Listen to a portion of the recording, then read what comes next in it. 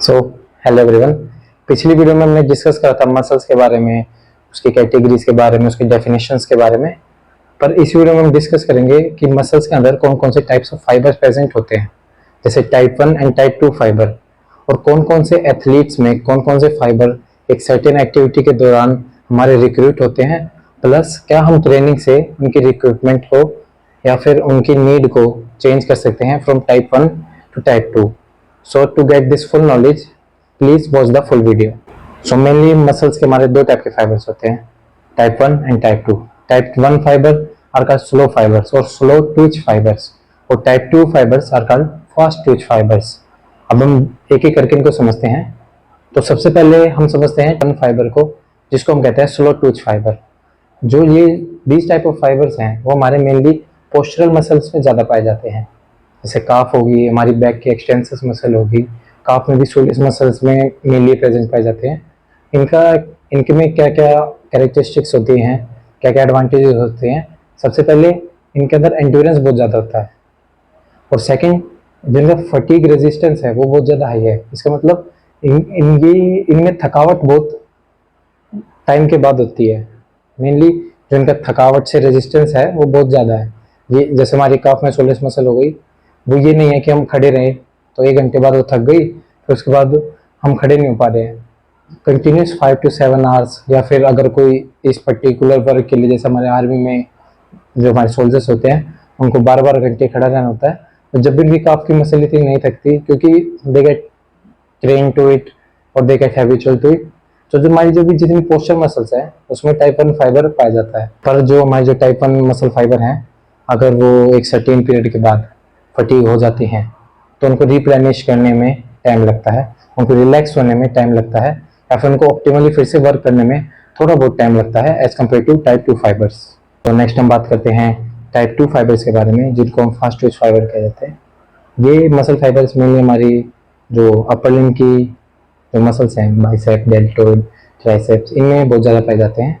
इनका क्या क्या, एक तो फटीग रेजिस्टेंस बहुत ज़्यादा कम होता है, बहुत ज़्यादा जल्दी थक जाती है मसल्स। सेकंड, फोर्स प्रोडक्शन बहुत ज़्यादा है इन मसल्स का। थर्ड, एंड्योरेंस बहुत कम है। जैसे मेरी बाइसेप्स में पाई जाती हैं टाइप 2 फाइबर्स, तो मैं जब बाइसेप्स कर्ल करते हैं हम, तो we can not do that like 1 घंटा 2 घंटा। हम एक सर्टेन रैप्स कर पाते हैं, उसके बाद ये मसल थक जाती है। पर उसके बाद अगर मैं 30 सेकंड का एक पोज लेता हूँ, एक रेस्ट पीरियड लेता हूँ, उसके बाद जो मेरी मसल है वो जल्दी रिप्लेनिश हो जाती है। मैं फिर से एक और सेट करने के लिए 10 रेप्स का तैयार हो चुकी है मसल। ऐसा नहीं है कि जैसे टाइप 1 फाइबर था कि 7-8 घंटे तक काम करा फिर उसको 3-4 घंटे का रेस्ट चाहिए। इसमें यह है 5 मिनट काम करा, 30 सेकंड का रेस्ट दे दो, 5 मिनट काम करा, 30 सेकंड का रेस्ट दे दो। अब जो मेन दिक्कत इसमें मोस्ट ऑफ द टाइम देखी जाती है कि हमें याद नहीं रह पाता टाइप 1 फाइबर फास्ट थे या स्लो, या टाइप 2 फाइबर फास्ट थे या स्लो। तो इसका एक सिंपल सा लगा लो, हैक लगा लो कुछ भी, कि आपने खरगोश और कछुए की तो कहानी सुनी है, तो उसमें कोई कितना तेज हो कोई कितना स्लो हो, पर जीतता हमेशा उसमें कछुआ ही है। तो जो फर्स्ट है वो है स्लो, कछुआ स्लो था, तो जो फर्स्ट आया है वो था स्लो। तो इसलिए जो टाइप 1 फाइबर थे वो स्लो होंगे, जो सेकंड होंगे टाइप 2 फाइबर होंगे वो फास्ट होंगे। इस तरह से आप अपने निमोनिक्स बना सकते हो, जिससे आपको ईजी रहेगा इस तरह की चीज़ें याद रखने में for a long period of time. हम डिस्कस करेंगे कि कौन कौन से स्पोर्ट्स में, कौन कौन से एथलीट्स में कौन से टाइप्स ऑफ फाइबर डोमिनेंट होते हैं। जैसे सबसे पहले हम बात करते हैं एक 100 मीटर स्प्रिंटर के बारे में। उसके अंदर टाइप 2 फाइबर्स बहुत ज़्यादा प्रेजेंट होंगे, क्योंकि इसको एक शॉर्ट पीरियड ऑफ टाइम के लिए बहुत ज़्यादा फोर्स प्रोडक्शन चाहिए। चाहे उसका 100 मीटर के बाद मसल फटीग हो जाए, हमें उससे कोई लेना देना नहीं है, तो एक शॉर्ट पीरियड ऑफ टाइम के लिए वो बहुत ज़्यादा फोर्स प्रोडक्शन कर पाएगा। अगर या फिर कोई एक मैराथन रनर है जो 5 किलोमीटर की दौड़ लगाता है, 10 किलोमीटर की दौड़ लगाता है, उसमें टाइप 1 फाइबर जो स्लो फाइबर होंगे वो बहुत ज़्यादा इंपॉर्टेंट होंगे, उसमें बहुत ज़्यादा डोमिनेंट होंगे वे फाइबर उसकी मसल्स के अंदर, क्योंकि उसको एक सर्टेन पीरियड ऑफ टाइम के लिए एंड्योरेंस चाहिए। एक जैसे अमेरिका में एक डेथ वैली करके एक रेस होती है, जिसमें आपको लगा लो 300-400 माइल के लिए दौड़ना होता है, वो 1.5 से 2 दिन के अंदर पूरी होती है।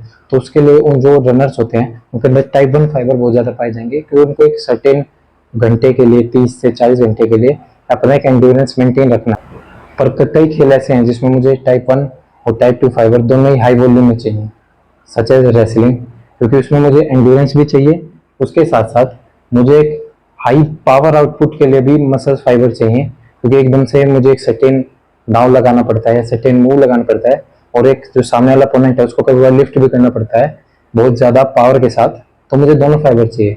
जैसे एक और एग्जांपल देते हैं हम बॉक्सिंग का। बॉक्सिंग में हमें 10 राउंड्स फाइट होती है, जो हमारी कन्वेंशनल बॉक्सिंग होती है उसमें 10 राउंड्स की फाइट होती है। उसमें मुझे एंड्योरेंस भी चाहिए, क्योंकि मुझे 10 राउंड्स टिकना है, और मुझे एक पावर कंपोनेंट भी अपने चाहिए, क्योंकि मुझे साथ साथ में पंच भी करना है। और पंच ये नहीं है कि हम सिर्फ टच कर रहे हैं उसको, हमारा पंच इतना हार्ड होना चाहिए कि हम उसको नॉकआउट करें। तो हमारे पास एक पावर कंपोनेंट भी होना चाहिए जिससे हम बहुत ज़्यादा फोर्स लगा सकें सर्टेन टाइम पीरियड के लिए, प्लस मेरे पास एंड्योरेंस भी होनी चाहिए। तो उन एथलीट्स के अंदर दोनों तरह के जो फाइबर्स होते हैं वो हाई वॉल्यूम में पाए जाते हैं। अब एक मेन क्वेश्चन जो कभी कभार मन में आ जाता है कि क्या हम टाइप 1 फाइबर को टाइप 2 फाइबर में चेंज कर सकते हैं या नहीं।